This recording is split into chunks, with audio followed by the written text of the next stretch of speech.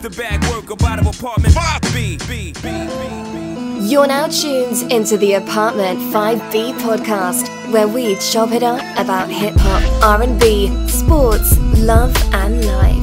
Hosted by Kill.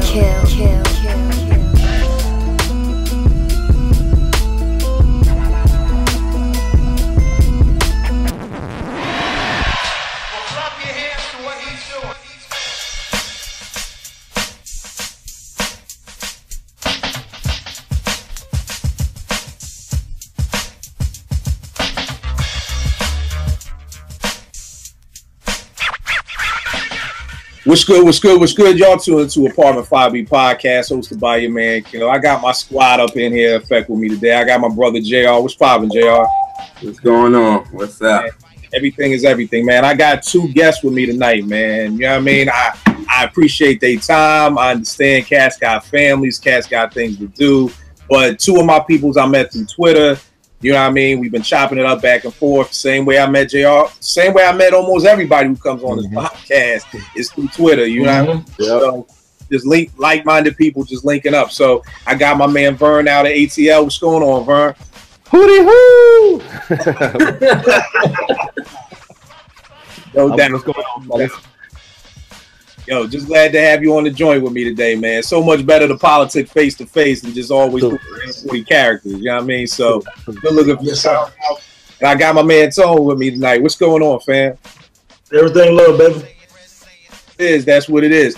Now, most folk know by now, if you've been rocking with me, we've been doing a lot of stuff with hoopla about, the youth, and everybody's always talking about the youth, don't know nothing about good hip hop, whatever. When I started this podcast almost 3 years ago, I was making it for people my age. I'm 43, so I was making it for the older crowd. You know what I mean? But throughout those 3 years, I've come to find out a lot of younger dudes watch the show. You know what I mean? And I always want this to be a teaching opportunity, because somewhere along the lines, like I was talking earlier, either we, the old heads, the OGs, didn't pass the information down to the younger generation, or we tried to and it fell on deaf ears. But the one thing I never want them to be able to do is say that they didn't know. You know what I mean? Everybody knows, for the most part, I work with teens in Southeast, been doing it for 20 years.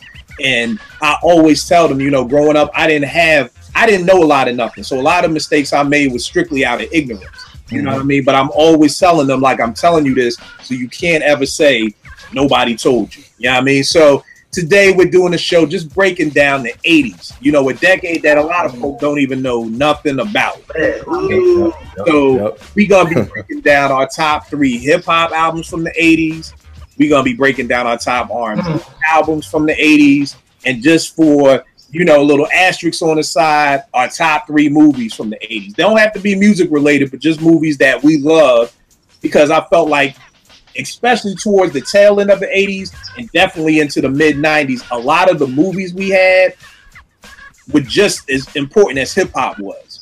Some of the movies, Boys in the Hood, Menace, Dead Presidents, those soundtracks, Do the Right Thing, were just as important for hip hop as the music was. So, it's definitely going to be a teaching opportunity. I still got 2 more cats about to jump on, so you're going to be getting albums for you to do your homework on. And even for some cats my age who may not even know about these albums, and for me, it's always about, at this age, what made you love these albums so much. So you're going to find some good stuff. You're going to find some gems. Vern, why don't you set it off with us tonight, man? What's one of your top 3 from the 80s and why? Thank you for letting me go first. Like I said, I feel like this is a fantasy draft. So I'm gonna get this one out of the way. and Kel, like you said, man, you said we need to be able to explain to the youngsters why these selections are noteworthy. And I made my selections in all 3 categories. And after the fact, I realized I made a sandwich, because one of the things we always say is, man, with the young cats is like, all the stuff is about drugs, Molly, all the same stuff. But when we came up, you had a balance of that. So my first draft pick, 1987. Paid in Full, Eric B. and Rakim. That's number 1, man. All right, man, come on. And when you hear my list, you're gonna realize that I kind of got a balance of 3 different things. So I picked Eric B. and Rakim. First of all, he got one of the top arguably top 5, top 10 MCs of all time. Right. Then you got lyrics and flows, and you got the funky James Brown samples. So you got that in there.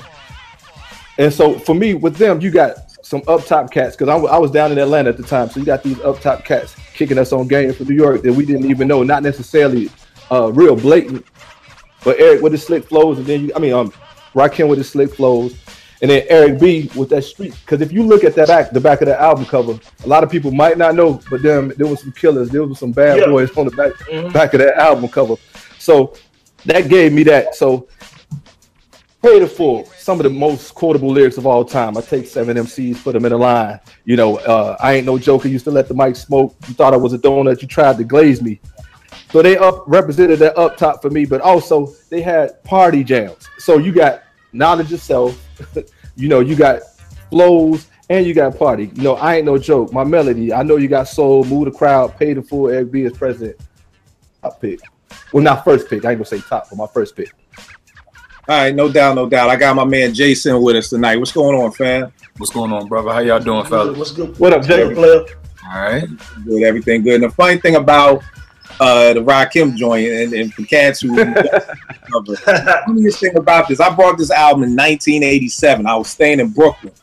And the funniest thing is when I got this album cover, when I got it, I thought Eric B was Rakim because he had the cornrows. So I just looking at them, I was like, all right, this is the dude who looked like Rakim. So for the longest time, until I saw the video, I thought Eric B was actually Rakim. So that, I just didn't know any better. And then when you talk about the back with that, where a lot of people may not be able to see, you got standing there.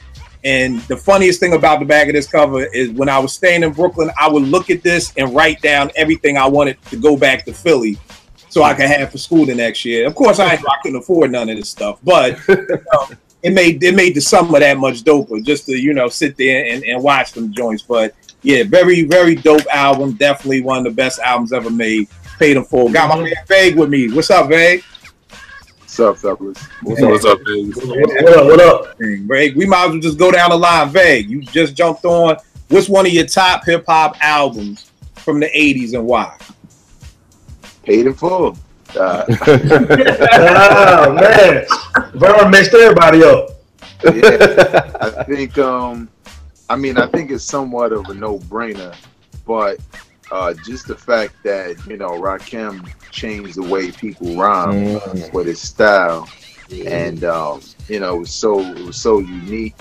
The James Brown samples and some of the records felt like they were new. You know what I'm saying?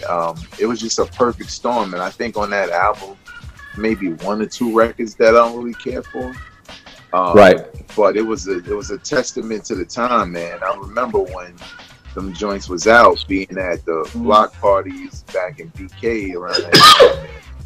Yo, Eric B and Rakim was being played everywhere. Yes, sir. Yes, sir. Down in the South too, bro. Yeah, everywhere. Yeah, definitely down here in North Carolina, same thing. Yeah, so yeah, man, Paid in Full, man. That's definitely it was almost one of those things where it was like, it had to be in my top 3. You know what I'm saying? I couldn't leave the 80s without saying Paid in Full, especially since they just celebrated 30 years. Yeah, no doubt. Yeah, and I think the other thing, and for the younger generation out there, even for some cats our age who may not have been into the game like that, the dopest thing to me about this album was that we used to live in the early 80s, in the mid 80s, we used to live off 12-inch singles. You know what I mean? So hearing my melody, saying first, with Eric B, was president for the B side, and for me it was like, all right, this is cool. Then hearing, I know you got soul, it was like, wow, could do better than the Eric B president. My melody, then they hit you with the I know you got soul, and then when I heard the Paid in Full, it was just like, yo. By that point, it was like, all right, there's no way that this album, when it drops, can't be crazy. And then seeing the video for I Ain't No Joke, it just, just all fit together. So again, I'm sure many more people will have it, so I don't want to beat a dead horse. I'm definitely Paid in Full. So what you got for us? Man, so I'm one of those lucky guys who grew up in the 80s with an older brother. You know what I'm saying? Yeah. And so my brother was DJing back in about 85, 86. So my album I'll choose is Run DMC self-titled album. Because that's the album that really made me fall in love with hip hop. You know, Run was the second like king of rap after Curtis Blow and kind of, you know what I'm saying? So he was the one that made me really love it, man. He had a lot of swag, and DMC had the lyrics and the look. Jam Master Jay hooked the look up. So that was my real introduction to hip hop. With that, no doubt, there it is, man. It's a classic album cover. And the funny thing about Self-Titled, it's kind of a rock influence as well with Rick Rubin. Yeah, but it was still hip hop as well because Jam Master Jay had that flavor. And you know, like I said, you had Hard Times, you had 30 Days, you know, Suck MCs. Now, who doesn't love Suck MCs? You know what I'm saying? He was already battling back in the early 80s with Suck MCs. You know what I'm saying? So I'm going to go with that Self-Titled first, man. Yeah. You know what I'm saying? And Run DMC. And again, to join with this, the back of the album cover. This is why I miss albums, y'all. Yes. Man. Yes. You know, Yeah, we just talking about this last week where you could buy what your rappers was wearing. You could go to the store and buy exactly what they, you know what I mean? So I can't even tell you how many times I looked at the back of this album cover, you know? So, nah, I definitely feel you, bro. JR, what's one of your first hip-hop joints, man? I'm going to say the Great Adventures of Slick Rick. With that one, Kill's favorite storyteller. Me under the bus. I said the greatest. Now, see, that's the problem, JR. Get him, JR. I had to do it. It's all new school cats. If I ain't got him number one, then he number 118. That's all. That album was really the first album that made me fall in love with hip hop, because this was an album my pops played. Some memories of that. Me and moms and dad coming from Virginia, and we went all white, blasting that album all the way from Virginia to New York. So I got memories of that album, and that was just one of the first album I fell in love with hip hop with. All right, no doubt. Tell me this. What's your favorite joint on here? It's between Mona Lisa and The Moment I Feared. Yeah. The Moment I Fear is my joint, and I love it. Yeah, that's crazy. Yes. Come on, man. And then the way that Primo took that Boogie Down, was performing, and they ain't no joke, and then threw it in the BDP joint. My mind is telling me the KRS joint out of here. The way he mixed that, you know, Boogie Down, performing, and they ain't no joke, was just crazy. So yeah, Slick Rick. Jace, what you got on tap for us, brother? I mean, y'all done already hit two of them, so I guess I'm gonna piggyback the Great Adventures of Slick Rick since ain't no need in beating paid him full of dead horse. So if you don't know about it, something's wrong.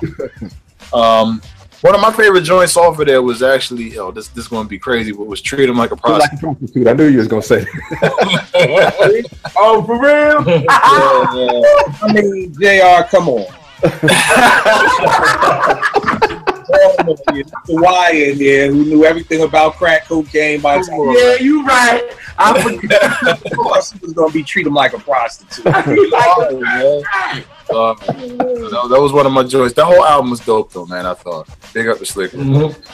I think one of my favorite moments off that album was the video for Teenage Love when Kane, when Slick Rick was about to, you know, just give it to Kane. Kane stopped the plea like, nah, Rick, you know what I mean? Like, you know, and that's a good time. You can pay somebody to do that now. Like, there's no way, you know, 50 Cent would be in somebody else's video copping a plea. Like, it just wouldn't happen, you know? So just the camaraderie between MCs back there. The first joint I'm going to go with is Criminal Minded. Right. First joint, I'm like Tony, the first joint that made me fall in love with hip hop was definitely the album.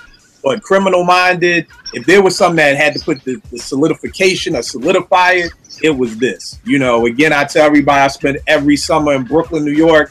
I remember going to Beat Creek and buying it, playing it all summer long. Like, literally, like, and I mean, just the back of the cover, just everything about this album. Man.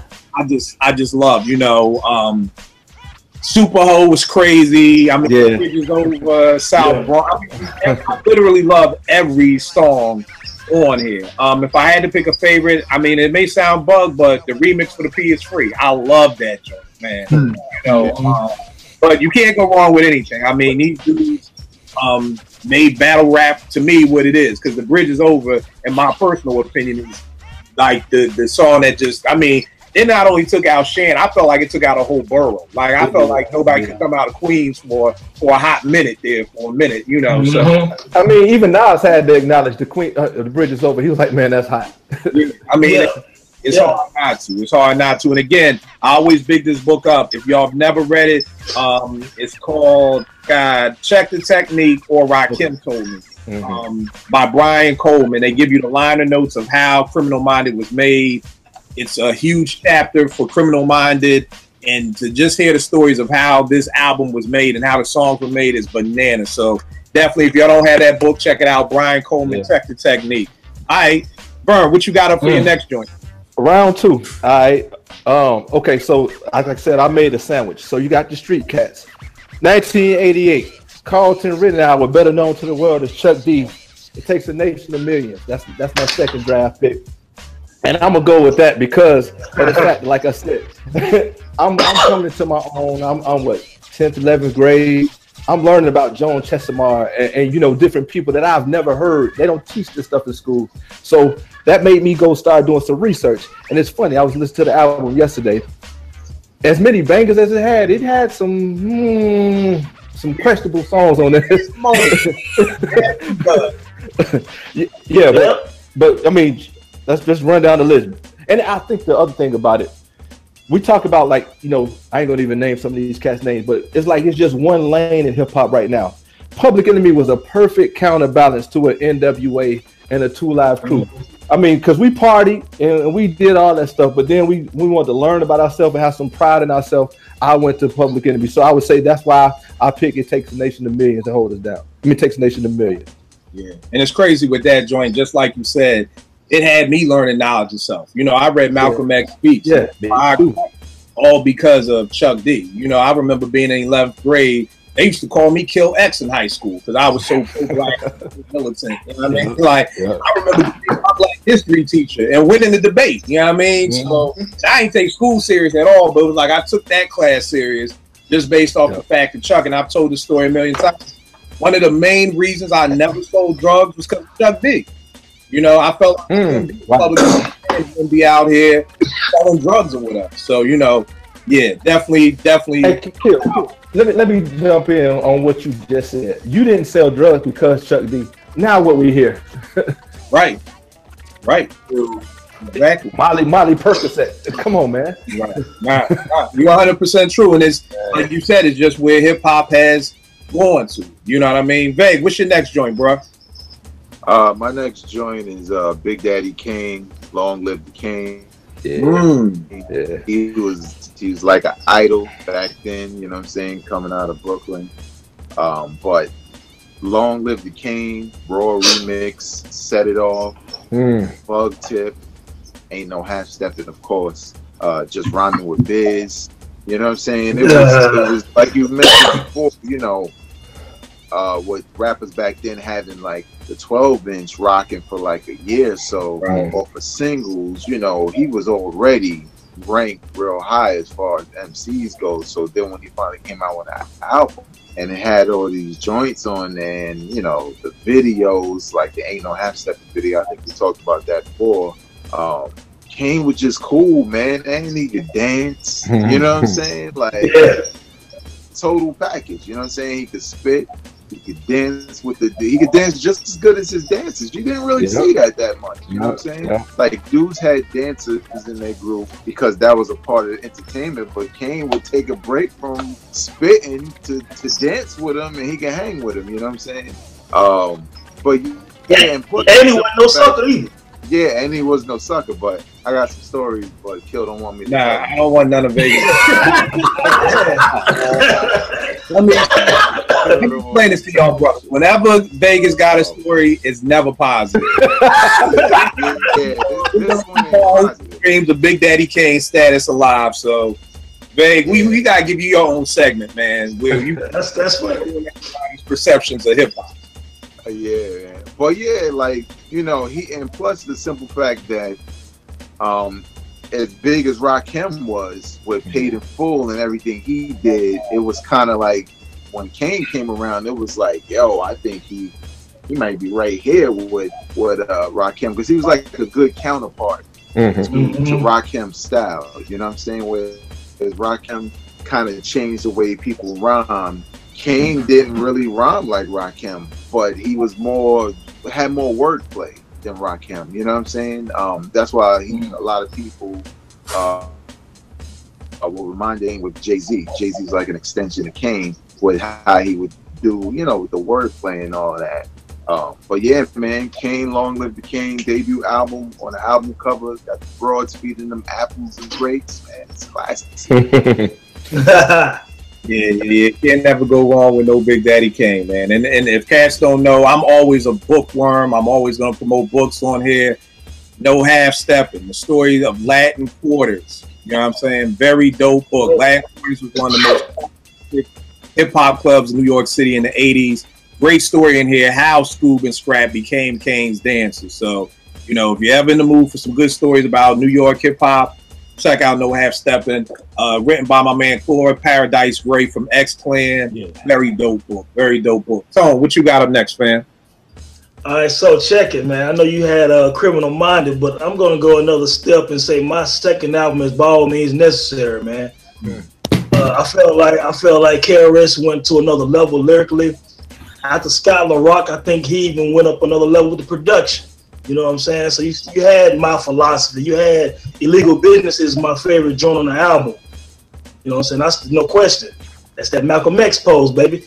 But I rock with Illegal Business. I like Nervous. I'm still number one. I just felt like he went up one more notch over Criminal Minded, man. So I'm rocking with By All Means, man. It was just a landmark album.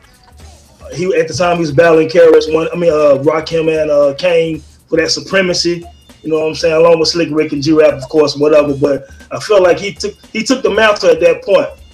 And that's when that self-destruction, everything kind of followed after that. You know, he's still mourning Scott LaRock and what have you. So I think that's when he really went on that consciousness and just went to another level as an MC, man. So I'm going to say that one, man. It just put me in a good place, man. So that's going to be my second album right there, dog. Yeah, and I mean, My Philosophy, I remember seeing the video, and it just was like, yo, the video was just crazy. Yeah, you know black and white, man. Black and white, the whole video. At that time, I didn't even know that was a Malcolm X pose or anything. Yeah. Again, going back to what Vern was saying about PE, just learning through hip hop. You know what I'm saying? And you know, like you said, just seeing all that was definitely dope. Definitely dope. JR, what's another joint you got, bro? EPMD, Strictly Business. I got that one. I'm a big fan of samples, of soul samples, and for the Steve Martin joint, they use Let Me Come Home by Otis Redding. They use that sample on there, and I can listen to that. That's a go-to song for me when I want to go to 80s hip hop. I can go to the Steve Martin, but of course on that you got to chill. Of course, I'm housing, Strictly Business, all that, but the Steve Martin joint is my joint, so I had to go with Strictly Business. All right, no doubt. And I'm gonna jump in real quick before Jace goes, because that was definitely one of mine too. I remember this is 88. I'm in 87. I'm in 7th grade. Me and my man Lord, downtown Philly record shop, and we ain't have enough money to buy more than one album. So it was this, and it was Jungle Brothers album. So it was like, yo, I'm gonna buy one, you buy the other, and then we'll just switch off. And then like a week later, neither one of us wanted to give up either one of the albums. It was like, nah, bro, it was like that old school commercial, like you gotta get your own.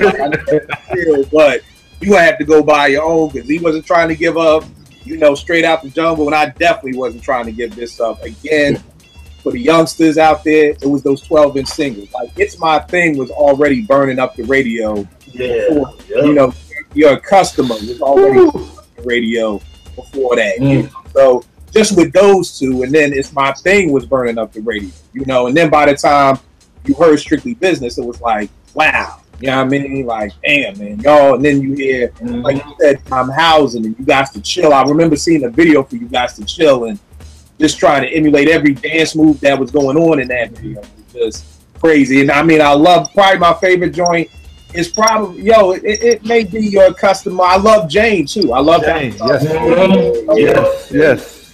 Series, too. If I had to pick one, it probably would be I'm Housing, but it's the I'm Housing remix when they used more of the Aretha sample Like Rocksteady. Yeah, the Rocksteady. They kind of had more of Aretha in there, which was just dope. And like I kind of took samples from everywhere because when I found out Strictly Business was Eric Clapton, like I was blown away. Like, yo, they got that from Eric Clapton. Like, wow. So these dudes was it for me. So yeah, definitely. Jace, what's one of yours, man? I got De La Soul's 3 feet. They introduced a whole new element to this thing, man. It wasn't a whole bunch of machismo dudes that were comfortable in their skin, intellect, but freaky on the low, man. You had, hit you.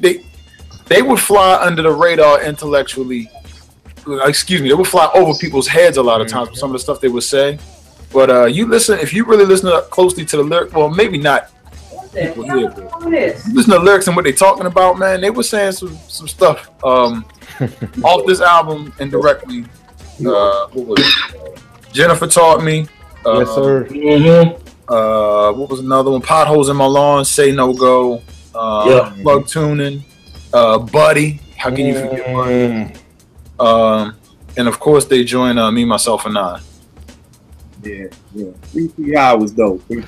Yes, sir. Yes, sir. The whole skit thing, to me, I don't know if that's the first I can remember album that had the skits in it like that. So, definitely.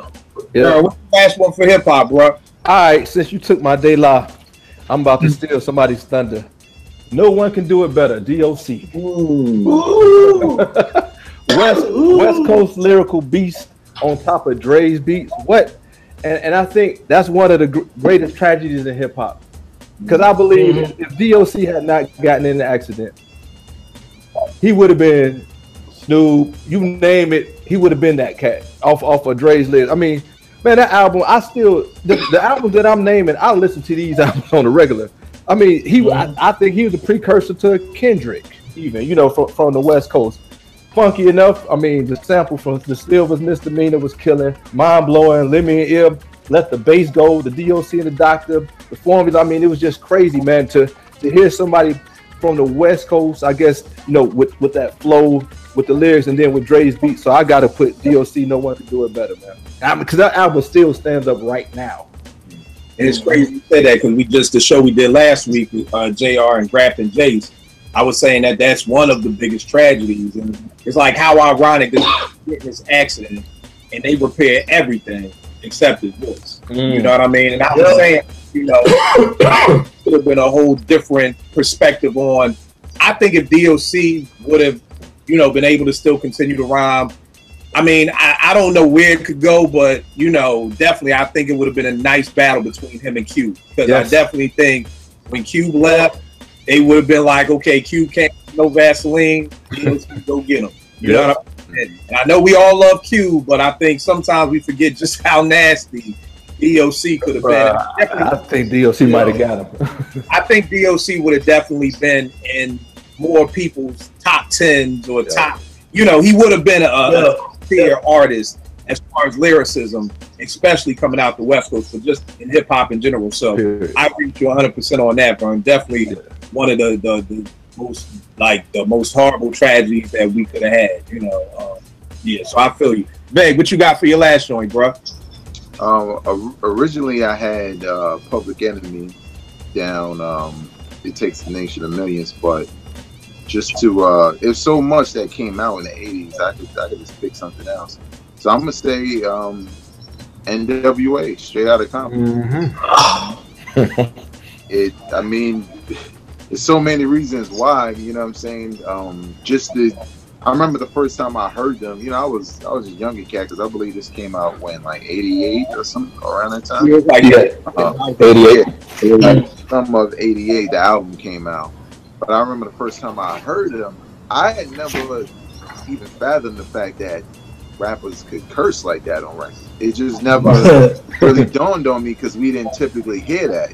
You know what I'm saying? So when they got a song called, Fuck the Police, and, they talk about Straight Outta Compton, crazy motherfucking name Ice Cube, I was just watching the video like, yo, what the fuck is this? Like, you know what I'm saying? It's on there, Straight Outta Compton. Fuck the Police, Gangsta Gangsta, Express Yourself. I love that beat. Dope Man Remix. And it was a short album. It was only like 10 tracks on here, which was right up my alley. You know what I'm saying? And back then, dudes didn't really dwell on stuff, but just as far as like a testament to gangster rap or reality rap, West Coast hip hop. You know what I'm saying? And I believe on the cover, it's the group, but who is that other person on there? Is that Arabian Prince? Arabian Prince. That's Arabian Prince, right? Yeah. Yeah, I like how they left them out the movie, but the niggas on the cover of the first album. Then, like, really? But yeah, don't forget about Arabian Prince, y'all. But yeah, man, Straight Outta Compton, classic album, West Coast hip hop, gangster, different, completely different from what was happening on the East Coast, as you can see. Named, but yeah, man, classic material. Yeah. Straight Outta Compton was crazy, man. I remember my old head Jerome was like, "Yo, Kill, you gotta hear this." I'm like, "Them Jerry Curl niggas, like, yo, these niggas on the Jerry Curl." Listening to that, then you played me Straight Outta Compton. The funniest story, man. It was a rainy day, Friday. I caught the bus, Germantown and Philly, to go buy the tape. Bought the tape, was hyped, popped it in my Walkman. Got halfway home, tape popped. I was salty as hell, you know what I mean? Because I've been dying to hear it, and then I ended up having to go back and get another joint. But yeah, I just remember being like, "Yo, them Jerry Curl niggas, I ain't listening to that shit." Yo, but one other thing, the other thing about, like, to speak to Dre's beats, like when you first heard Straight Outta Compton, like that beat had an immediacy to it that you wasn't accustomed to hearing back then, and like real in your face. It was like the beat matched that, and it was so different from like everything we've already named that it was, yo, these motherfuckers are dangerous. You know, it assaulted you. That's what. Yeah, exactly. It just felt like it captured your attention. You know what I'm saying? Whether you liked it or not. To it, and you know, some people were offended, but you know, in my hood, we was looking like, yo, this shit crazy. You know what I'm saying? Yeah, and it's crazy you said that about Dre's production, because I always felt that Dre kind of bit the Bomb Squad sound. Yeah, you know, like I felt like that it was very squad-ish. What they did, it shot me when he left. He went to the Bomb Squad. So yeah, but he fuck the police. Like in that intro, they're using the same horns from Bring the Noise. You know, so I always felt like it was very, you know, very Bomb Squad-ish. But I mean, it was still dope nonetheless. But yeah, I definitely feel you, because like you said, when you heard Straight Outta Compton, you knew what the fuck was coming. So you knew what was coming. So what's the last joint for hip hop, bro? Man, it's crazy because you know, great minds think alike. So I kind of had some of the same albums you guys had already with The Paid in Full, It Takes a Nation. Then I had Straight Outta Compton, so I'm gonna go with LL Cool J Radio. When I think back, when you look at hip hop and the introduction of LL Cool J, I mean, it's synonymous with each other. You know what I'm saying? So I can't live without my radio. How ill is that? We walked around with our radios back then, so he helped me fall in love with hip hop as well, just same way Run DMC did with their self-titled album. So thinking about Rock the Bell, it's still blazing the club right now, 30 years later. Yes, sir. You know, LL helped build Def Jam, man. So that album is a landmark album, and he's a landmark MC. You know, he even created the term GOAT. We use GOAT with everything now, whether it's basketball, whatever. You know what I'm saying? But LL did that. You know what I'm saying? So his place and his mark is vital, man. So I'm gonna say radio, man. You know what I'm saying? I mean, you know, I need a beat. You know what I'm saying? So hey, that's where I'm at with mine with the third one, yo. Nah, I feel you. The thing about LL, I always salute him. He battled whoever. You know, nothing. There was no nothing. If you came at L was coming right back at you. Again, one of my favorite diss tracks, Jack the Ripper. You know, I just felt. I mean, so LL is underrated lyrically. He was always a little underrated lyrically. You know what I'm saying? He could go, and when focused, he was one of the greatest. Yes. Yeah, I think it was one of those things because he did the love song. So I think the love songs. But when it was time to get busy, he got busy. He got busy. Yeah, it was no doubt about that. So yeah, definitely, I feel you on that radio joint. JR, what's your last joint for hip hop, bro? I was gonna go with that one, but I guess I'll go with the Bigger and Deffer joint from LL. I go with that one. I remember my pops had that album too, and he used to go off to go cut, create, and go. So I go with that one. And man, birthday being today, I was like, I'll talk about that. So yo, that's dope. Yeah. I tell you a funny story. I always got a funny story about the old hip hop records. I was always in the hood known as the DJ, so everybody had my joint. So I got it from the record store, and my next door neighbor was like the neighborhood Debo. And he was like, "Yo, Kill, let me hold that LL," and I'm like, "Damn, like I just got it, man. Like, I'm gonna give it back, nigga." I'm like, "All right, man, just please give it back, yo." And I gave it to him. And I was like, I ain't never getting that shit back, man. And then the next night, like, I couldn't even sleep all night. Like, I went back to his crib like 8 a.m., like, knocked on the door all soft, like, yo, Wayne home. You know what I mean? Like, here you go, nigga. I told you I was going to give you your shit back. But, that was the most non-sleeping night of my life. I'm like, wow, take my LL, like, this bigger depth. Like, just like Debo, like, tuck your shit. Like, don't put all your stuff away. I was like, damn, this nigga got my big in depth already. But he got it back. But very dope album. Loved him standing on the Audi. You know, L just was like the epitome of being a cool dude, especially at that time. Troops. Yeah, troop and everything, you know. L, that dude. Jace, what you got for your last joint, bro? Man, y'all done put some classics out there, man. I'm going with I'm gonna go with Biz Markie's Going Off, man. Molly Mall with classic production on it. He still got joints on there that people bang today. Biz is Going Off, make music with your mouth, nobody beats the Biz. Yep. Dope album, man. Salute Molly Mall as well. Yeah. Yep, very dope album. And the crazy joint with that is my favorite joint off there is that Cool V tribute to Scratch. Like, I don't know why that always stood out for me, but I always loved that joint. I remember getting that joint and taking it home and seeing the vapors. I thought it was going to be about diseases because Kool Moe Dee had just, he had done the Go See the Doctor joint. Yeah. So vapors was going to be something about that. So hearing what it was about was even doper too. I love that song, bro. I love that song. Yeah. My last joint for hip hop, Ultramagnetic MC. Ooh, cool. Yeah. Right here. This is one of the first pieces that made me want to become a producer. Like the beats that were on here. For people who don't know, Said G was one of the main producers. Paul C, God bless the dead. A lot of people don't know about Paul C. He was a producer out of Queens.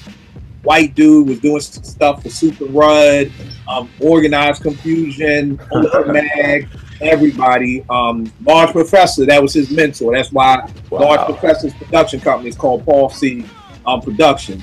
But this album right here is one of those albums a lot of cats have not heard. But this joint, man, let me explain to you. Watch Me Now, Ego Tripping, Cool Keep Housing Things, Traveling at the Speed of Thought, Ain't It Good You Get a Drummer Some, When I Burn. Like, these dudes, again, in that book that I was telling y'all about earlier, Check the Technique, them and Boogie Down Productions have the two biggest chapters.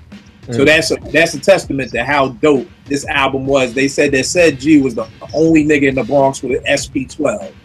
So Said was the dude who you had to go see if you wanted to make beats. He actually, what I've heard is that he produced a lot of Criminal Minded with KRS and Scott LaRock. So definitely a dope album to check out if you've never heard it. Cool Keith. A lot of people have known he's going on with some old wild shit, but Keith lyrically on this, man, don't even get me started, man. Classic hip hop album. All right, we gonna move into the R&B lane. JR is our resident R&B, thesaurus, Wikipedia. This Instagram, I don't know how he keeps up with it. This dude is like, it's the 48th anniversary. I'm like, I don't know how you keep up with all the anniversaries, bruh. We gonna set it off with you. What is your first R&B album of the 80s that these young school dudes need to go back and hear and listen when we talking about that good R&B? It's a lot, but I'm gonna go with this one. I'm gonna say Street Songs by Rick James. Oh man, I had it right here.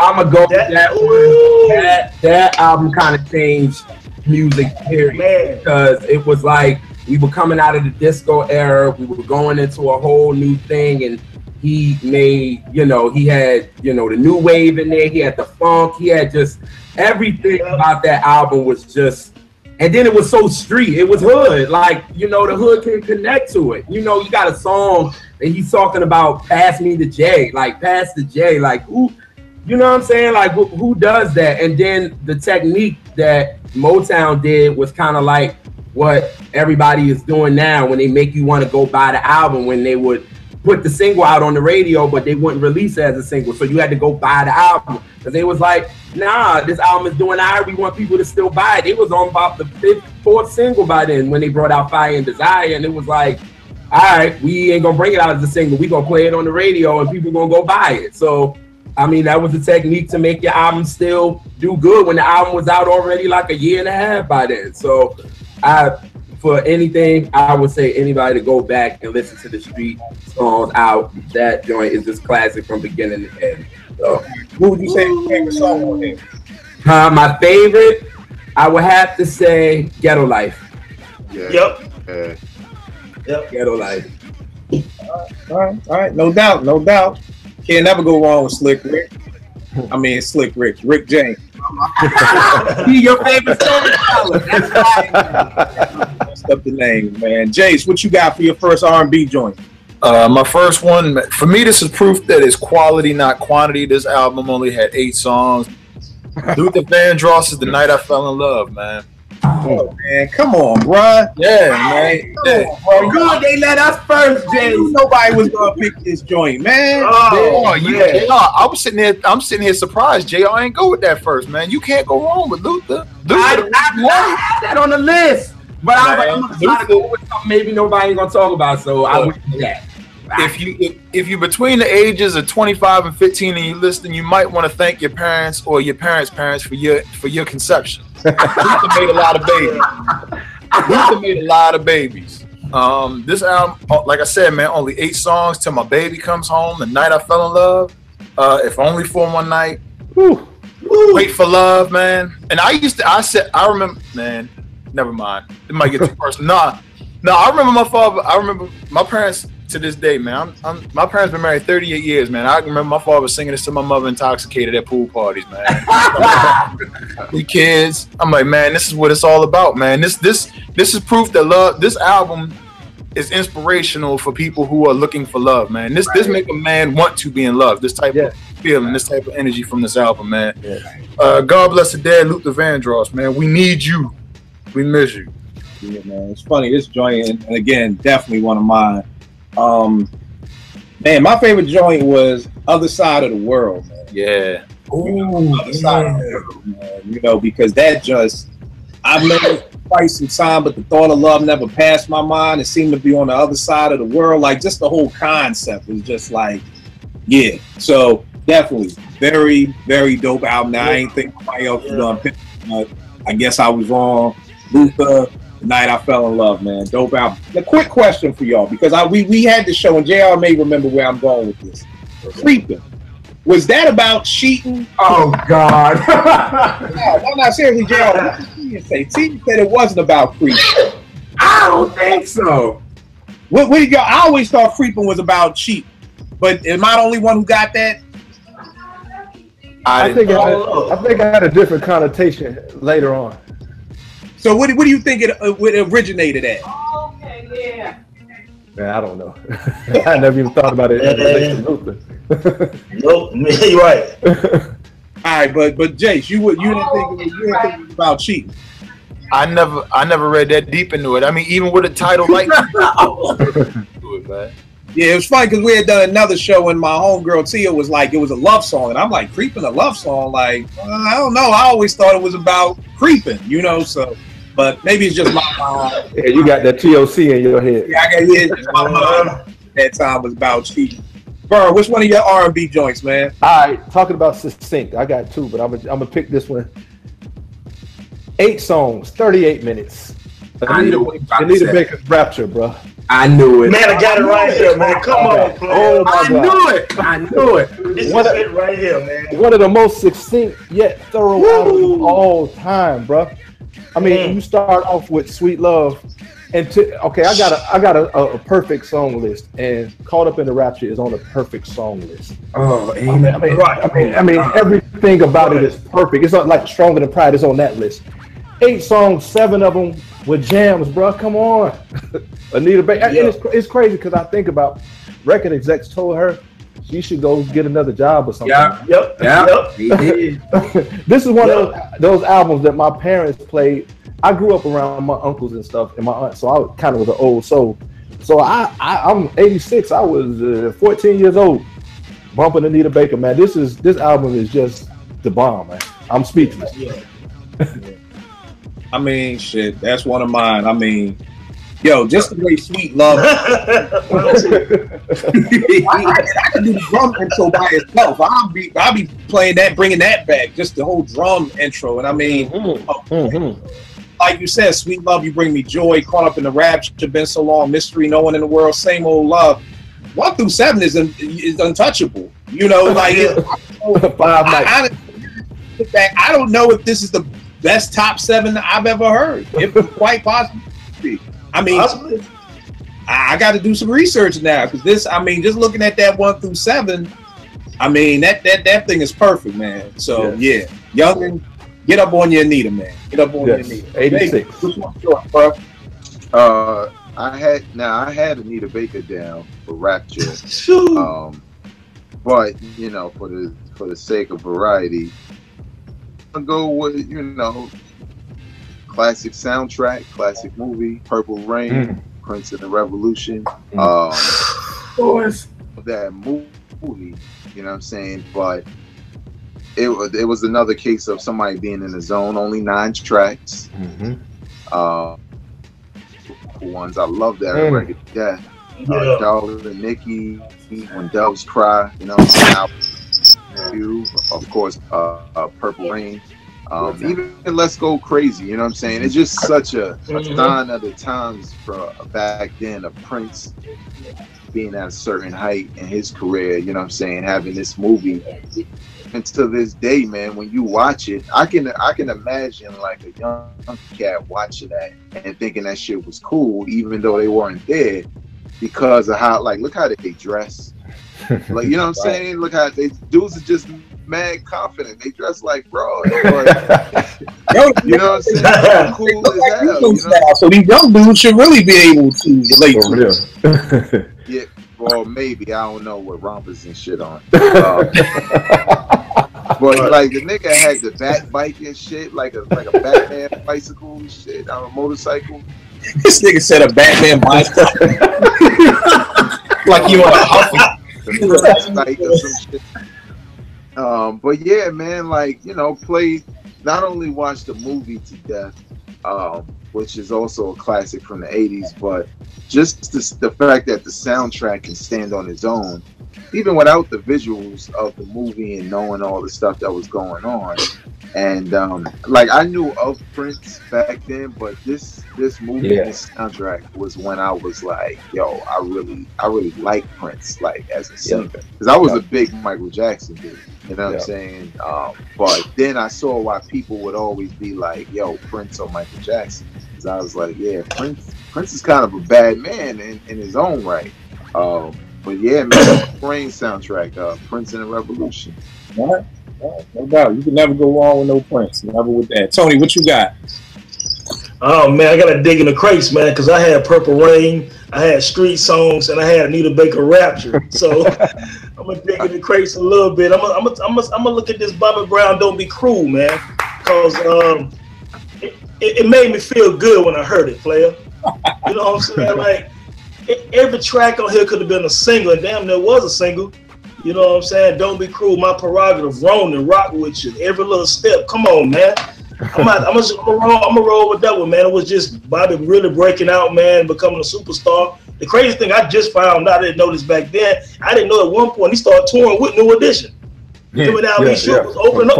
I didn't know that, man. You know what I'm saying? Like, what kind of guts that takes? You know what I'm saying? But I mean, it's just a dope album. Production was crazy. I think Teddy Riley did some joints on there. It was just great, man. It was like the head of that New Jack Swing era, man, with the R&B twist. So I'm gonna roll with Bobby on that one, man. It's a great album, man. Love it. Bobby Brown killed Al.B. Short's career, just for the record, though. He did.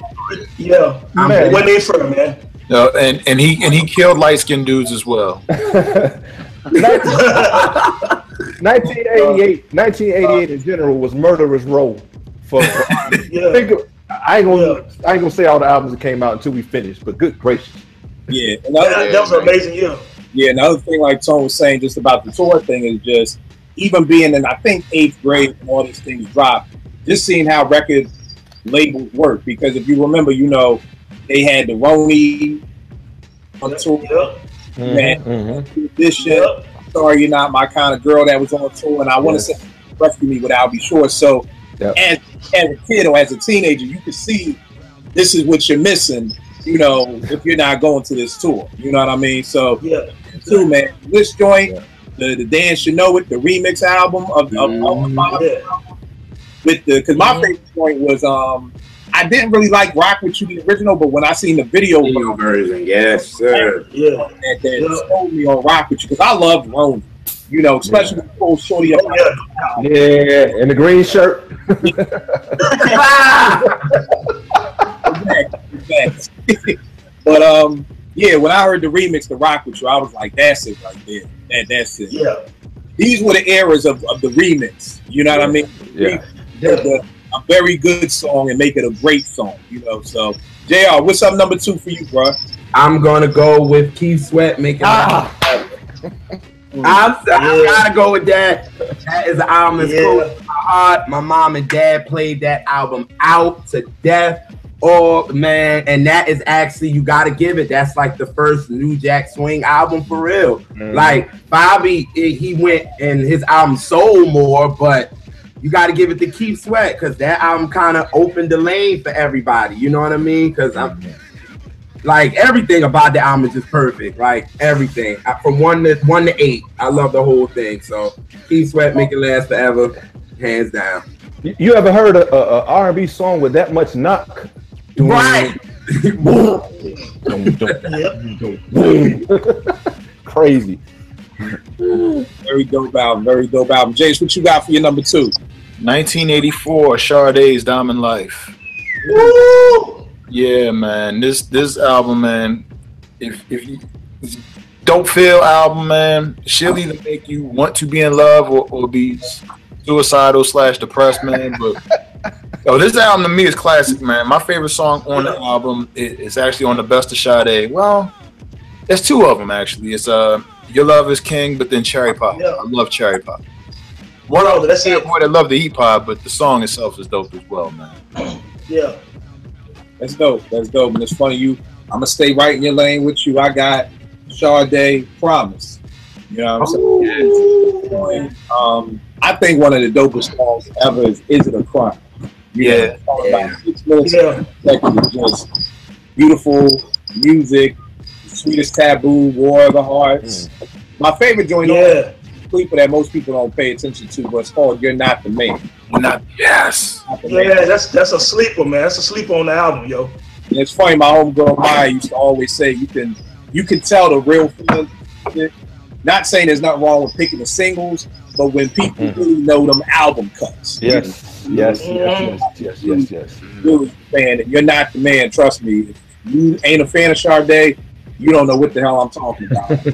Please go listen to these 2 Sade albums. Listen to anything Sade. You can't go wrong with none of it. But both this and The Diamond Life is a dope introduction to one of the greatest artists I think of ever. You can just start there. Just period. And let me tell you something, player. I was on the front row at a concert in DC at the Verizon Center back about 6 years ago, and I'm gonna tell you, it was mesmerizing, bro. And I have all her music. She's my favorite female artist, first of all, so I'm biased. You know what I'm saying? But she just all her songs sound like poems. They're written out like poems. If you open up Love Deluxe and read the songs, they're written like stanzas, like poems. You know what I'm saying? But she's just an amazing artist, man. You know what I'm saying? So I agree with you. I feel you. And proof that black don't crack. Yes, sir. Oh, it don't crack. It don't crack. She's straight from Africa. Yeah. And don't crack. What you got up for your next one, bro? Oh, my bad. What you got for your next joint? I'm gonna go Prince, Sign of the Times. And the reason, okay, so like my man Vague said, My cousins used to like Prince back in the Dirty Minds and Little Red Corvette days. I was like, I'm a Mike dude because I'm from Gary, Indiana. Purple Rain kind of got me off the fence. But then I'm in 10th grade, Sign of the Times. You got Sign of the Times, a political joint. Housequake, just a party anthem. Joint, yes. You know, yeah, and then, you know, some quirky on some different stuff. Ballad of Dorothy Parker and Starfish and Coffee. Greatest love song, well, on the list of all time. Adore, man. Come on. Yeah. Yes, sir. And if I was your girlfriend, the lyrics and production, and this is my favorite. I gotta say, it's my favorite Prince song that most people don't even talk about. Strange Relationship. Mm-hmm. Man, the production, the bass, the drums, the lyrics, it's crazy. I guess I know you well. I guess you know me well. I don't like winter, but I seem to get a kick out of doing you cold. I mean, that took me to a whole different level, man. And I guess at the time, I'm 10th, 11th grade. It just really spoke to me at a mature level. So I'm gonna go with Prince, Sign of the Times. I mean, it's one of my favorite albums of all time. And the R&J should tell you, come through the gotta raid the hard drive. So what I'm gonna do is hit you with I got a 4 CD set of Prince rehearsing. Yes. For the Sign of the Times.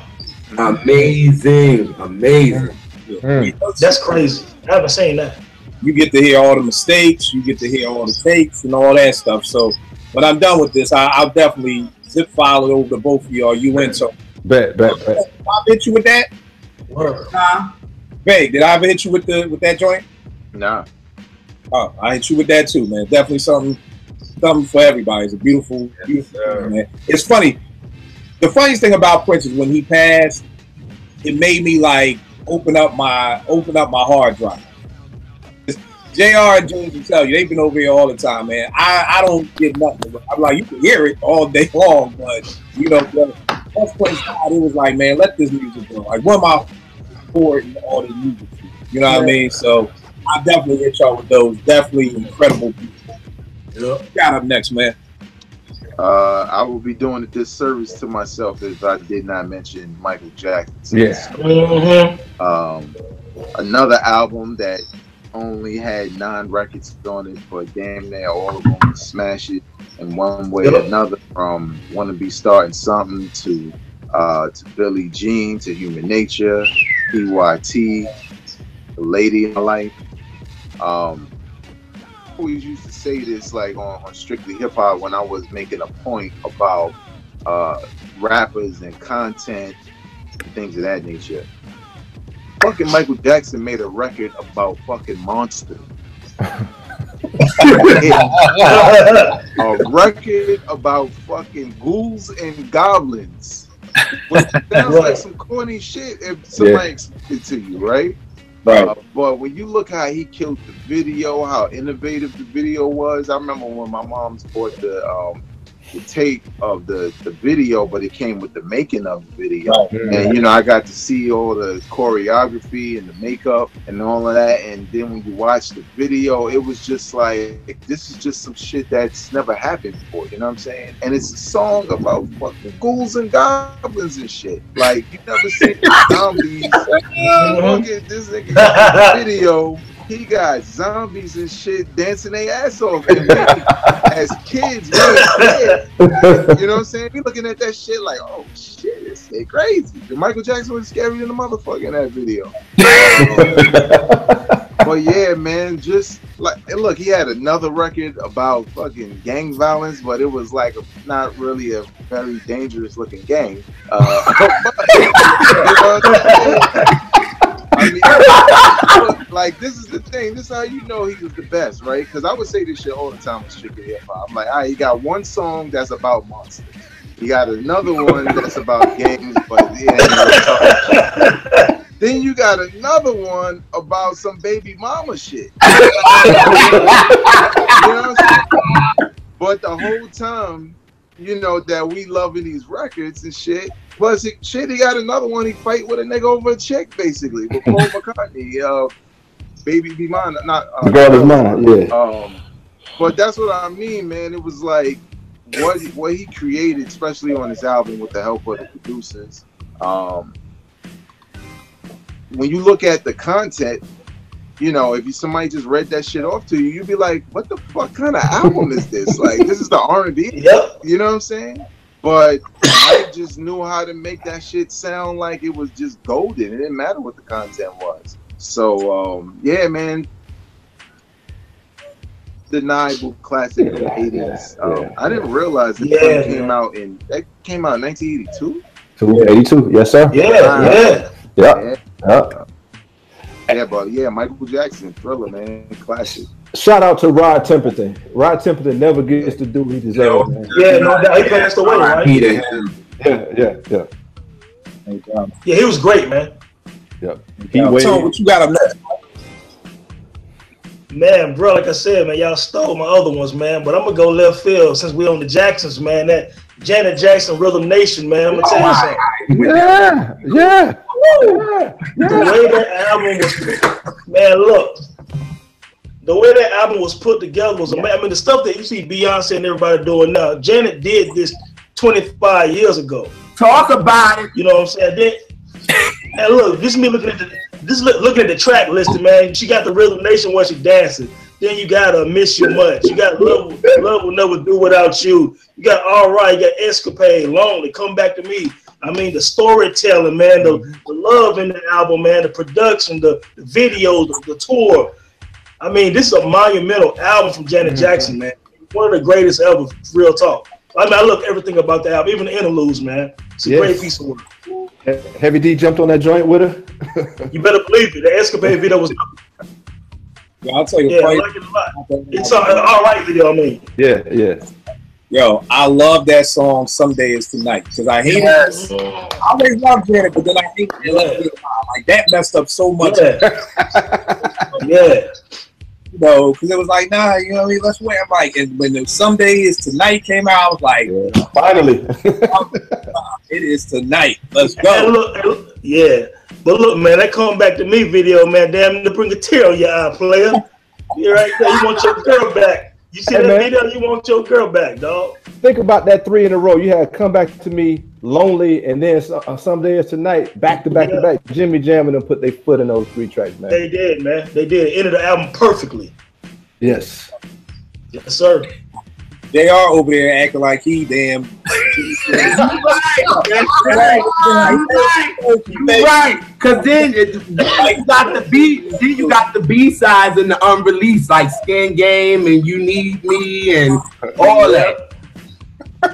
Yeah. Don't come for me, kids. Don't do it. Bowing over there. He's like, yo, he was feeling it. Like he was just, yo, I couldn't say it no better. I was, yes, yo.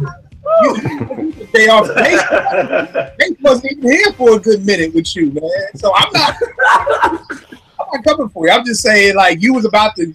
You know what happened? They won the Grammy and you hit the stage before Jimmy did. Right. They look like, who this nigga? Like, already got the Grammy. You was like, I like. So yeah, I'm just messing with you. What you got, JR? I was gonna go with Control. I was gonna go with the breakthrough for her. Yes. I was gonna go with Control. Yep. I mean, you know, the first 2 albums was kind of weak, but I mean, she wasn't really into it. She came with Control, and she showed everybody she didn't want to be just Michael's little sister. So I mean, everything about it, starting with Control, going to Nasty, and you know, What Have You Done For Me? Yep. And then I think everybody kind of loves Funny How Time Flies with the moaning and all that, but I'm like, whatever. Yeah. But other than that, the album is just classic. It's just the blueprint for all these females out here now. That album started the blueprint. So. Shout out to Black Guess Jeans and Adidas. Pleasure Principle. Yeah, no doubt. That album, when we talk about Jimmy Jam and Terry Lewis, and me and JR did a show on it, and we may have to do it again. Just how dope they are. Yes. You know what I'm saying? And when you talk about drum machines, you got your Dillas, your Primos, your Pete's, but I've always stood by it. Prince to me is the king of the drum machine, and Jimmy Jam and Terry Lewis right there under his tutelage of it. Yep.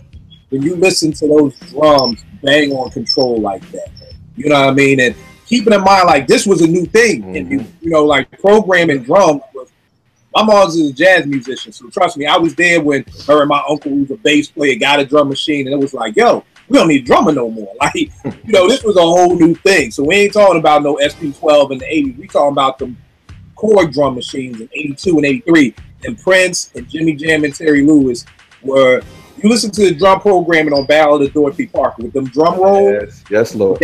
Yeah.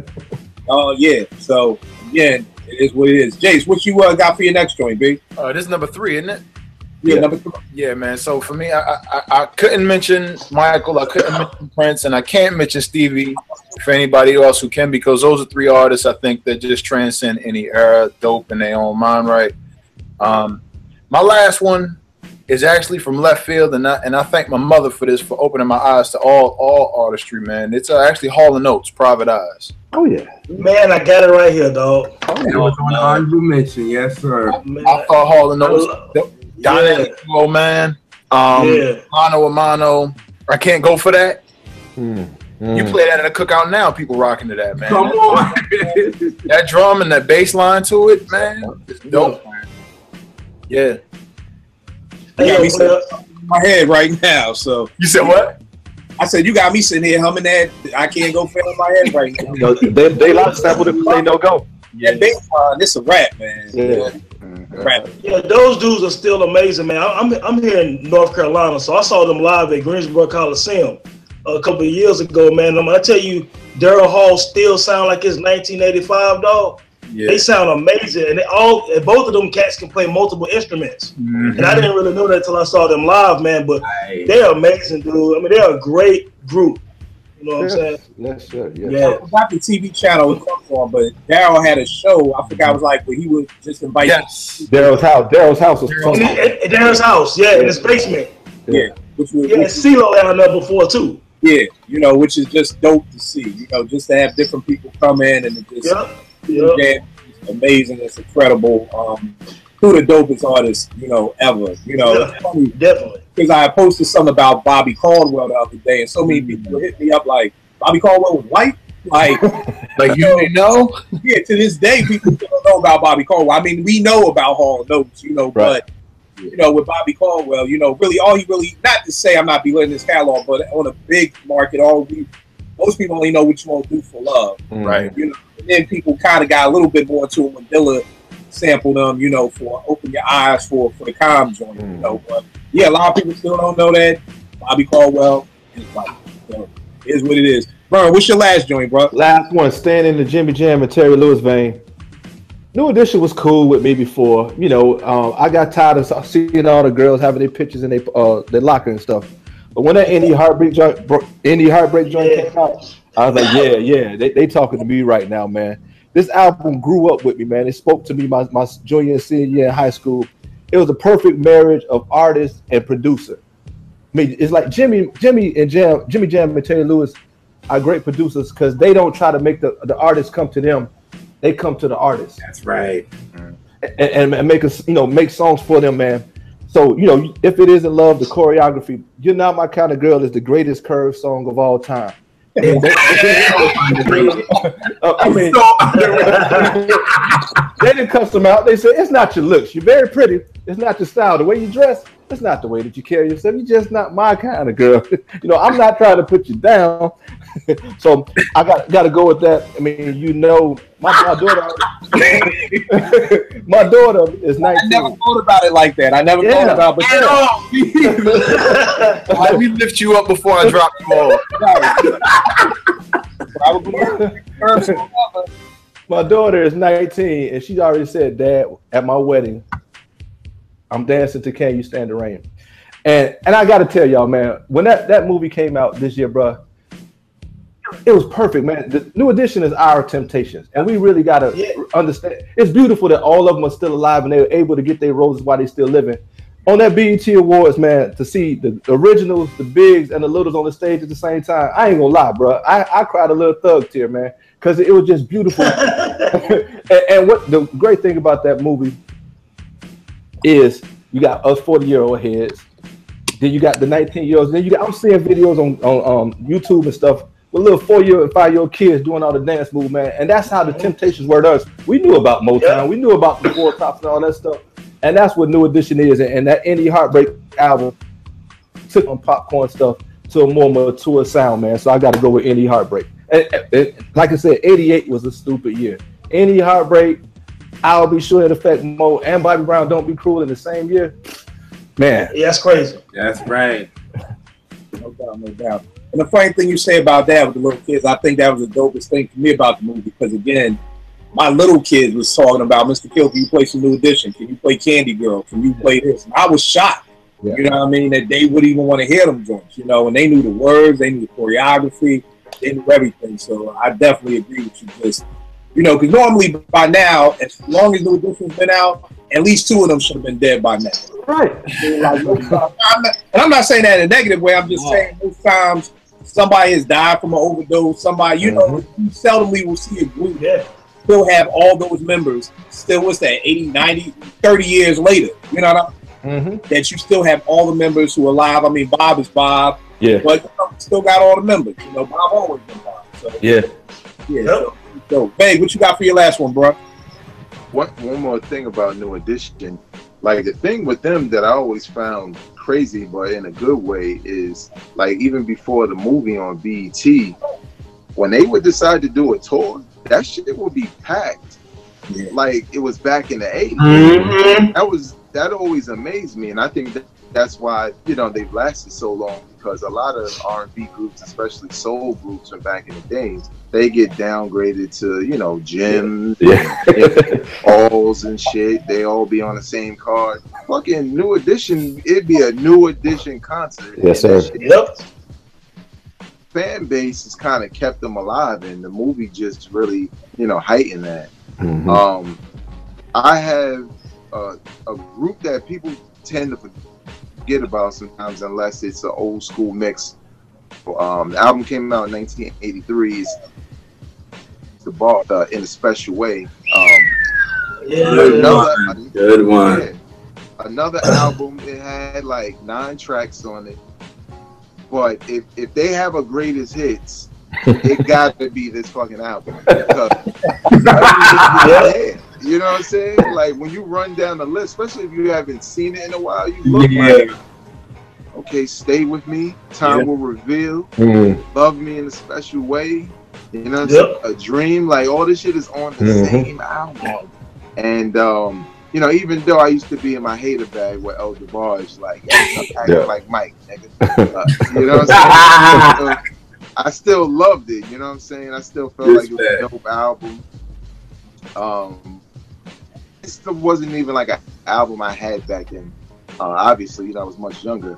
But like later on, you know, when I went back to revisit some of his music and started checking out albums, you know, when I looked at this DeBarge album, I was just like, wow, like back then, man, 9 tracks, and most of them shits would be solid gold, like just singles, you know what I'm saying?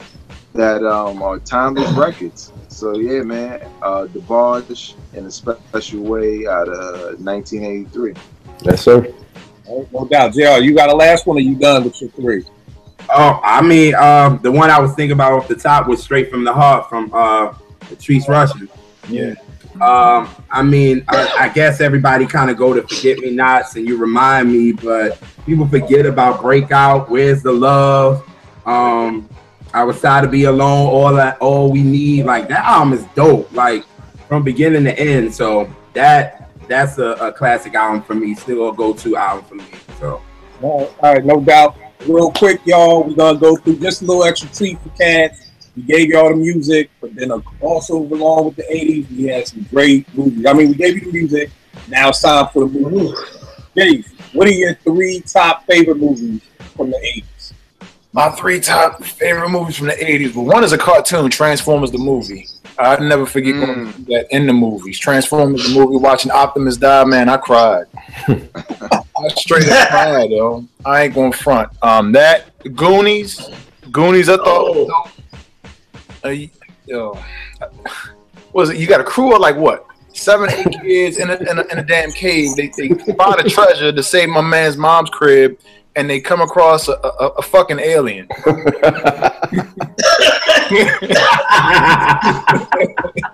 Yo, but I thought that movie was dope, man.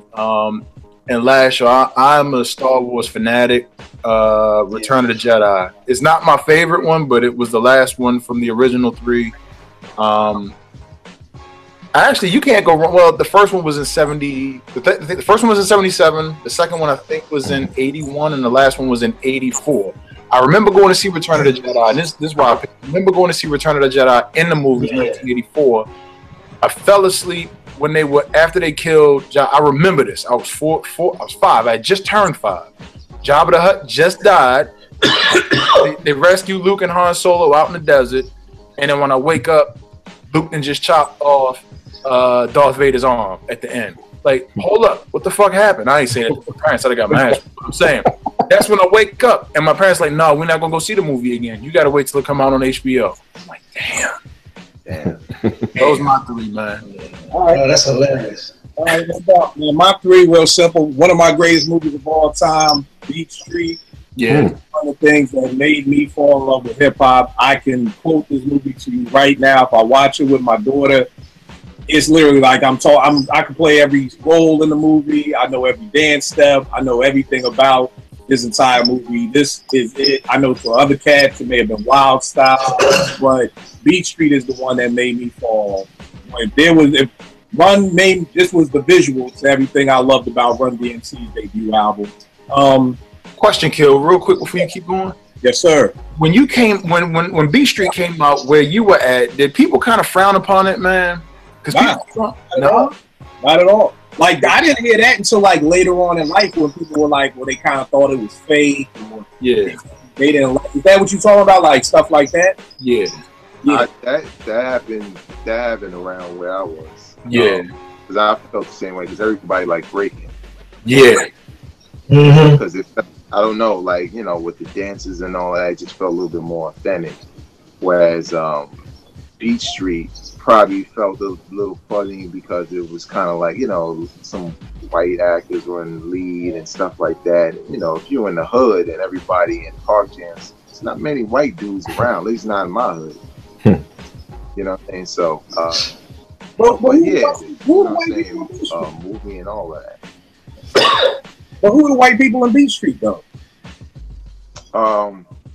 Wasn't am I mixing up movies? Yeah, you think about you mixing up. Rainbow Spanish. Yeah, there was Puerto Rican. Puerto Rican, yeah. Rainbow that was Puerto Rican. There's always Puerto Rican in the hood doing Puerto Rican. Yeah. So, and if but the white chick was on Breaking though. Breaking, yeah, Special K. Yeah. White chick was on Breaking, you know, and to me, Breaking, that was the West Coast joint. You know what I mean? That's with Ice-T and them and everything. I love, you know, Beat Street because it was all about New York City. It was all about the trains. It was all about the Rocksteady crew and New York City breakers. So to me, Beat Street was love, man. Like, you know, I loved everything about it. I watch the movie to this day. It's right there with Cooley High when Ramo died. Like, it's, you know, it's like Coaches and Ramo and Coaches. I don't know which one. You know, like this dude died for his art, you know, making sure he ain't want to spit. You know, so I dug the whole movie from beginning to end. Like Vague said, Purple Rain, definitely one of my favorite movies, man. Minnetonka, I mean, Apollonia, enough said. Just enough said right there. If you don't know, just ask for the Lake Minnetonka. Good money. Good God. My mom probably realized they got out from being around so much to that part. So yeah, so Beat Street, Purple Rain, and then my last joint, I got a bite off JR. Come on. Come on, bro. You know what, man. I shouldn't have said nothing to you because you ain't even remembered. Just calm down, man. I was thinking about music, but then you're right. Whatever. All right, go ahead. This is the first movie I went to by myself. Like, I wanted to see that movie so bad. I went to downtown Philly, down on Market Street, saw the movie by myself, changed my perspective. I knew from that day forward, mixed in with a different world. I was going to an HBCU. Yes. Knew I was, just the whole school days. Yeah, school days. That did it. I had the biggest crush on Tisha Campbell. Oh. You know, I really thought she was a freak when she licked his hair. So kind of smutty, like, yo, that's kind of smutty. This dude's heart in his hair, like, yo, man, you can't. Yeah, that was. I was like, yo. So I understand what happened with Martin. The frontal lobe wasn't fully developed, Kill. The frontal lobe wasn't developed to be like, I'm not doing that. On the low, School Days has one of my favorite songs in that soundtrack, the joint "I Don't Want to Be Alone Tonight." That's a song. I mean, I remember copping that. I remember going home and until School Days came out, getting the VHS tape of Little Shop of Horrors because she was in that. Yeah. Until School Days came out. That was the amount of crush I had on Tisha Campbell. Yeah, I was just looking for anything with her. So those are my three. Vern, what's your three movies, bro? All right, I'm gonna go 86 Platoon. That movie sparked my interest in the Vietnam War, man. I ended up reading like 30 books on Vietnam, got DVDs and all kind of stuff. And I think it changed the scope of America and how they view soldiers that were in the Vietnam War, because during that time they started erecting the Vietnam War Memorial. So I think that movie was very important for America and for me in general, man, because it sparked my interest in that. Then I'm gonna go with 88, most quotable movie of all time, Coming to America. Of course. I mean, say no more. We could talk about all the people that were in it.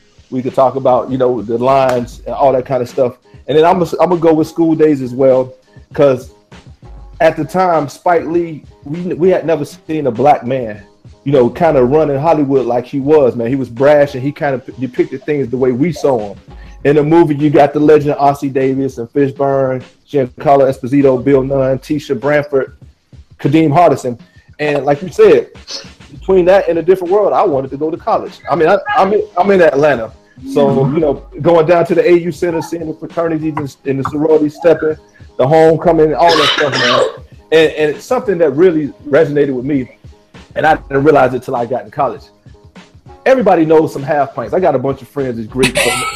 So no diss to the Greeks. But man, we also knew them cornballs, man, who thought because they put on some colors that made them somebody or whatever, man. So, and then you had the colorism in the movie too. You know, the light skins against the blacks.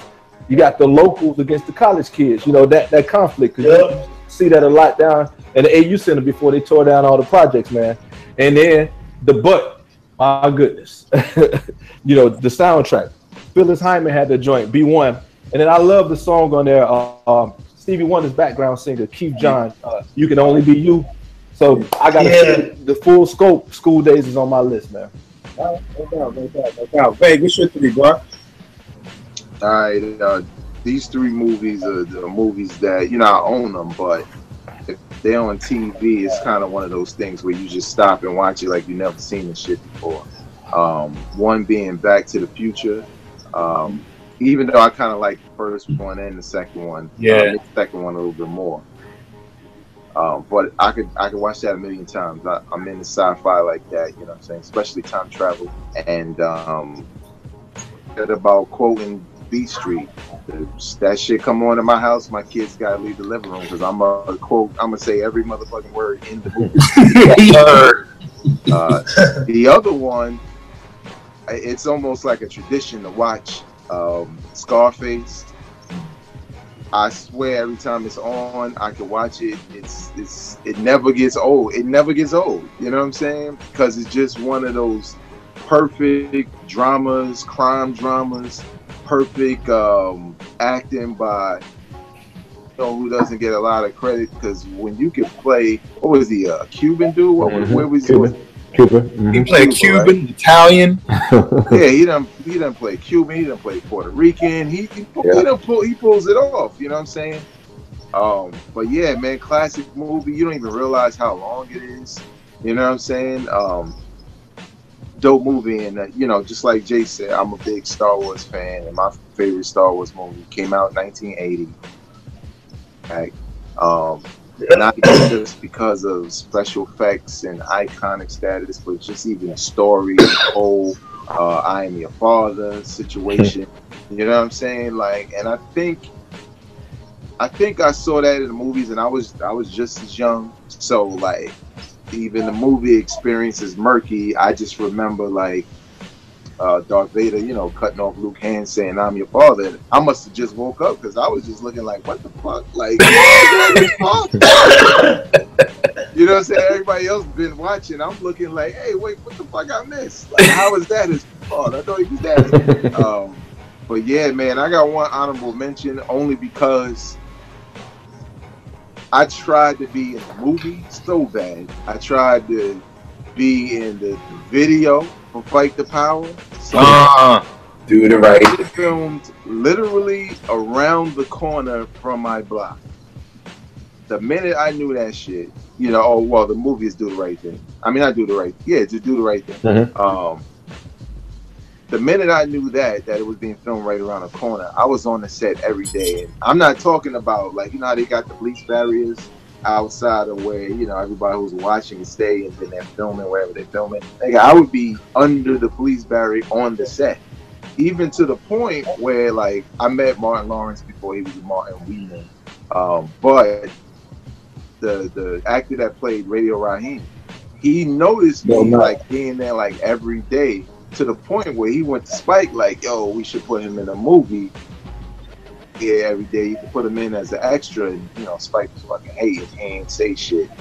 So I was like, damn, nigga, security ain't kick me out. I'm on the set, like put me in the background or something. But yeah, man, I love to Do the Right Thing because of the simple fact that when you look at blaxploitation movies, and even though some of them are some classics, Do the Right Thing with the social commentary and how real it was as far as capturing that neighborhood, especially capturing Brooklyn around that time, and the tension between the different races in Brooklyn, especially Crown Heights. Rest in peace, Yusuf Hawkins. One of those movies where it felt like it connected with my time, you know what I'm saying? Whereas some of our parents didn't fuck with some of that blaxploitation shit at all. We like it, but some of them don't. But whereas what Spike was doing with School Days, like I was like, y'all, I wanted to go to school because of Spike exposing me to black colleges, and it was the same thing with Do the Right Thing. I felt like he captured my neighborhood and a couple of neighborhoods, even if you weren't in New York City. In regards to, you know, the people who colored the community, as well as the tension, and for new cats, younger cats, you know, the police. You know, you got the police, Radio Raheem, in a very similar fashion to Eric Gardner. So you know, it's a very pivotal movie, and a lot of people need to watch it and don't just look at Spike Lee as a dude dressed like motherfucking Hobbit from Lord of the Rings on his next side. That's not the Spike we know. Right. We were told different Spike Lee. Right? Just one other thing. Just one other thing, Vegas, real quick, man. That same year, I think that same week, that movie was released. Was the release of Batman. Batman went on to do like crazy numbers. But fast forward almost 30 years later, man, Do the Right Thing, I think, is a lot more prevalent, a lot more prominent. Yes. Yeah. You know? Yeah. All right, no doubt. So, what you got for your three, bro? Oh, man, well, I'm a boxing fanatic, man, so I'm going to go with Raging Bull because Robert De Niro is one of my favorite actors, top three probably all time for me. And it was kind of based on the life of Jack LaMotta. You know what I'm saying? So it's a deep story, man, about kind of growing up in poverty and Italian neighborhood in New York, et cetera, et cetera. So I was kind of fascinated by the story. And I used to box and kickbox and all that. So I've always been into those type of movies. So I saw it as a young kid, man, and still watch it to this day, man. So Raging Bull with Robert De Niro is one. I think Beverly Hills Cop 1 for me, for Eddie Murphy. I enjoy watching Eddie Murphy rise in the 80s, man. I love all his movies. I love all his movies in the 80s, man, but I swear, if anytime Beverly Hills Cop 1 is on, it's like the Shawshank Redemption being on. I'm going to sit there and watch it like I ain't never seen it before. Yeah. You know what I'm saying? That's just what I do, man. So those two right there, man, I'm going to go back to what my man said. I like the Goonies, man. As corny as it is, you know what I'm saying? I love that movie, dog. You know what I'm saying? So that's one of my favorite little joints. And it's a show right now on Netflix called Stranger Things. You know what I'm saying? And this kind of combination of like the E.T., the Goonies, the Stand By Me, and all that with the kids or whatever. So it kind of remind me of that, man. So those would be three that off the top of my head I could think of that I like. And Empire Strikes Back. Now, I'm a Star Wars fanatic. Love Empire Strikes Back. I love the story. I still watch all the new movies right now. So. The funny thing about the movies, I showed it to my daughter maybe 2 or 3 years ago. I didn't realize I had so much cursing. It ain't straight out of Compton cursing. So, I just thought little kid. That ain't a little kid movie, you know. So no, it's not, yo. You know what? How could I forget it? My last movie, JR, I'm gonna get to you. Crush Crew. What is wrong with me, man? Crush Crew. Yeah. Made me really want to get recording industry, like to get into the whole working for a record label, and Blair Underwood. First time we seen him, in front of the camera, Rick Rubin, the infamous box scene with LL Cool J, the Tender Love joint, the Force and D's joint, just a movie. Definitely, I don't know how I forgot that one. But JR, what are your 3 joints, bro? Take us home. All right, well, y'all kind of did everything. Coming to America, School Day. And this one is crazy. My mom showed me this movie when I was like 5 or 6. And I was like, yo, I want to have friends like this. And when we get together, it won't have to be for a bad time, but we can get together and talk about our college memories and all that. It's The Big Chill. And I love that movie because of the music, of course. It's Motown and like throughout the movie, but it just made me like, yo, when I get older, I want to be like that. We could talk about, but then talk about the music that we connected to and how we became friends and all that. So The Big Chill is a big one for me, but y'all already did Days and Coming to America, so those are my 3. You saying something, James? Yeah, I just wanted to add to the movies, man. I'm a movie buff, man. Quick with the quotes. Breakfast Club and Fast Times at Ridgemont High, man. Yeah, I like that. Yeah. You want to know what's funny? I've never seen either one of those. So yeah, okay. So do some homework this week, Kill. Before the next show, I need to know what you think of those 2. Fast Times at Ridgemont High. I can't. And The Breakfast Club. I can't. I can't. Like, the Breakfast Club. That if you want to know what hell is for me, put The Breakfast Club on. That and that other shit with that "Don't Put Baby in the Corner." What movie is that? Dirty Dancing. Oh my! Nah. I've never seen that. Yeah. I don't think I've seen the whole movie, man. Ferris Bueller's Day Off. Throw that in there. Dope. Ferris is dope. And one last movie. Man, I like Weird Science. Nobody can get mad. Yeah. Oh yeah. Trying to make the perfect girl. So I'm sure they're now sitting around. Yeah, I mean, that's why the fucking computer crashed. No disrespect to any females. No disrespect to females. Yeah, no disrespect. Yeah, but any dude on this panel that was young loved Weird Science because these dudes were inventing pussy. Right. They had me going home. Wise together so we can see if we can make something. If you could splice some wires together and make Kelly LeBrock, you would. Yeah. So yeah, right. I won a joint for the 80s hip hop. Slept on classics, Super Lover C and Casanova Rudd. Wow. No doubt. Very much a classic. If people don't know, you may have heard Do the James. That was like the big song back in the day. Or what was the other joint? I'm Back was one, and Super Casanova. But definitely check this out. Yo, everybody, let's get everybody's stuff. Vern, tell them all your info, Twitter, IG, websites, anything you can. Where can they get at you, man? Before I do that, I got to throw one more in. Special Ed Youngest in Charge. You name me a 16-year-old that could put out what he put out. I'm at VChandler10 on Twitter. That's about it, man. I don't do a whole lot. Yeah, at VChandler10. All right, no doubt. Vay, give them all your stuff, good brother. You can follow me on social media at Vegas World ISC and check out my podcast, Hip Hop Now Podcast, on SoundCloud.com/Hip Hop Now Podcast. It's available on iOS or Android. Download today, subscribe today. All right. Yes, sir. You said that Vegas World? Yeah, Vegas World INC. All right, homie. All right, no doubt. Tell them where they can get at you, bro. Yeah, just on Twitter, Enter the Dome. You know what I'm saying? And also the website, man, right here, enterthedome.com, man. A lot of good blogs and message boards and what have you, man. Check that out, man. And just Facebook, if you don't know, man, it's just Tony Haynes, bro. You know what I'm saying? That's what it is. All right, no doubt. JR, all your stuff, good brother. All right, Music Soul Nick on Twitter, Junior's World of Soul, just soul music, how much I love it. Check it out, and yeah, that's it. All right, no doubt, no doubt. And Jace, give him all your stuff, good brother. J Tyler 0801 on IG. On Twitter, it's at JERIKTYLER, all one word. No doubt. And you already know it is with me, Kill 889 on Twitter. We'll make beats for food. We're looking out for sitting in and chopping it up tonight, y'all. Yes, sir. No Great doubt, time. man. Yes, Appreciate sir, y'all. bro. All right. Good time.